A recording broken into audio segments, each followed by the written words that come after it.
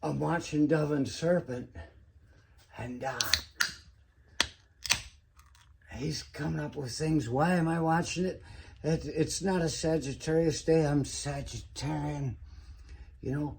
But there's a Taurus, a thing that came up like 8 hours ago or something like that. This is December 29th, 2023. My nephew's birthday. Happy birthday, Shane. 34.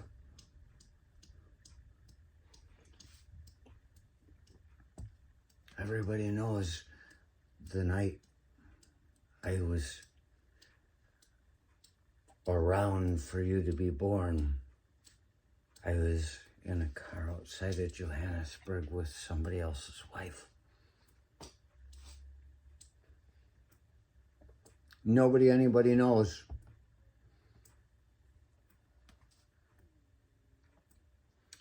So I watched Taurus because that's my rising sign. And I've always thought, how is it this works, Paul? Is it, I'm Taurus rising. I'm like, what does that mean?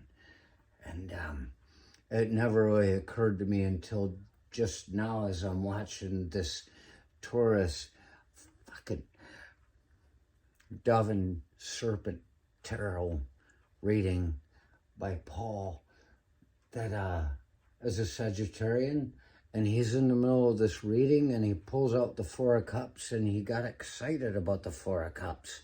He's looking at that and he's like, look at that. That's Moon in Cancer. And I said, and that is what I am. I'm Sagittarian, Moon in Cancer, Taurus rising. Everything is connected. See? See? And so I realized that the Taurus rising part must be what we're coming into. I've never understood how that worked. Sagittarius, Moon in Cancer, Taurus rising. What the hell does all that mean? But it must be that Taurus rising. Well, Sagittarian, I'm in the sun. I was born into the light. I'm mutable fire and all that stuff. I'm the hermit.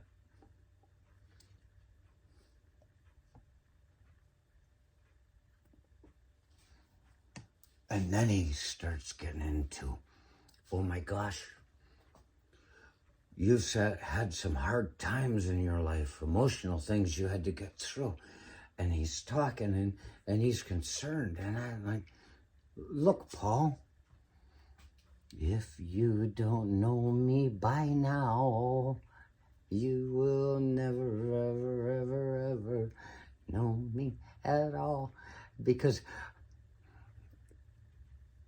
at this point, you must know, I come through weird things that can crush people, and I find them highly entertaining because I know nothing is over. Oh, we're going to keep going. And there's nothing better than being able to laugh in the moment, which is all I've ever done. So you talk like, we've got things we have to get through, and we've had hard times. It's like, no, there haven't been hard times. I mean, you think when I was in high school track with Hap Wright, and I was never any good because I was a little kid in high school.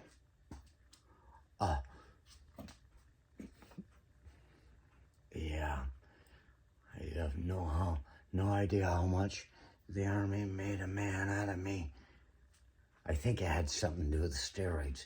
But you'd get cramps running in track, and then you've got Hap Wright. Nobody ever gives Hap Wright credit for anything. He knew that I wasn't a runner, but he'd come up next to me, and he was like the track coach, the outdoors cross-country guy, and he'd come up, and I have, oh, crap. I've been through some hard times. And he'd say, just push right under your nose right there. Right under your nose right there. And I just thought that was stupid, but I decided to believe it. And so when I'd get cramps, I'd do that. And I'm trying to run one-armed, and it would go away. And it wasn't until years later when I was a professional wrestler working with the mentally handicapped. Archie! Ha! Oh. That's how they teach you to do it. Oh, you get them in a basket. They teach you how to do these things. I realized that place right there, that's a pressure point. And so,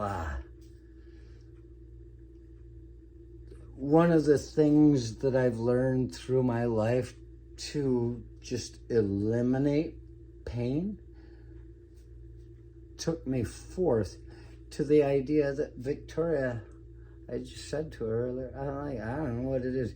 People act like, because I'm talking about old friends that I was in the army with, and I know they had a hard time. I never did. I told her, I said, I don't know, it's not like I chose to enjoy this stuff and persevere. It's just my enjoyment of it that allowed me to push through. I never suffered anything.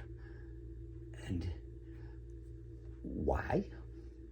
Well, maybe because I looked at my brothers and I saw how they were, each of them. And then when I decided I wanted to do something, my dad yelled at me and said, why you want to do that? You quit everything you do anyway. And I looked at him and I said, that's him. And maybe that's how you teach people to keep from failing, is to find somebody ahead of you that fails and not wanting to disappoint a person you have in common. Maybe that is how you do it. Because how do you teach somebody to be a good worker? I'd scream at them a lot, beat them. They'll do a good job with everything. But the thing is, yeah, nothing has ever been very difficult. And that's probably why you're looking at who I am right now. Because if I were to try to do something, there might be a lot of trouble. I want to thank Hap Wright. Hap Wright, Mr. Wright, with a W. I wasn't in the Catholic school at the time. Just showing us how when everybody expects you to be failing and suffering, sometimes we just find it so entertaining.